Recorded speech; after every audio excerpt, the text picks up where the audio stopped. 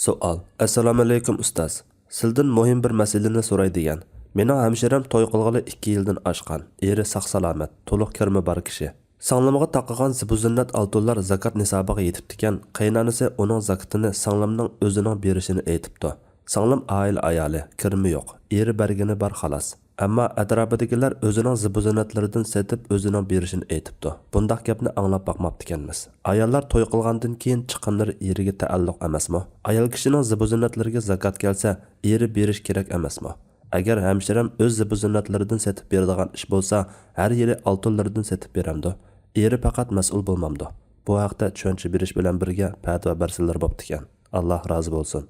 Javob: Va alaykum assalom va rahmatulloh. Ayol kishining qo'lidagi zibuzinnat 85 grammga yetsa, har yili 85 grammga va uningdan oshqaniga hammaga zakat ayirish kerak.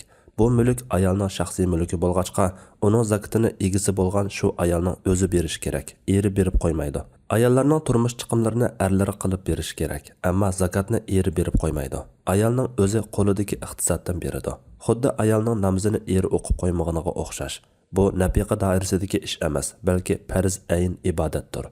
Zakat u ayolning o'ziga farz ayn. Ayollarmo zakat ibodatini ado qilganligini his qilishi, ibodat lazzatini tetishi zarur.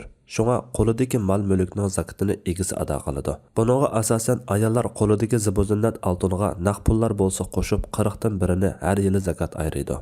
Bilingki, har yili zakat berish bilan oltinlar aviydi. Hargizmi kemayib ketmaydi. Naqd pul bo'lmay oltinli bo'lsa, oltinning 40 dan birini ayirib beradi. Dal udul kelmasa, oltinining bir qismini setib, pulini bersami bo'ladi. Mabodo eri pul hadiya bersa, u pul ayolning mulki bo'lgandan keyin ayol shu pulni zakatga hisoblab bersami bo'ladi. Bu siz anglab boqmagan yoki sizga xato tushuntirilgan masala bo'lishi mumkin. To'g'risi yuqoriqidek. Alloh eng to'g'risini bilguchidir. Fatvoda Dr. Abdul Aziz rahmatulloh.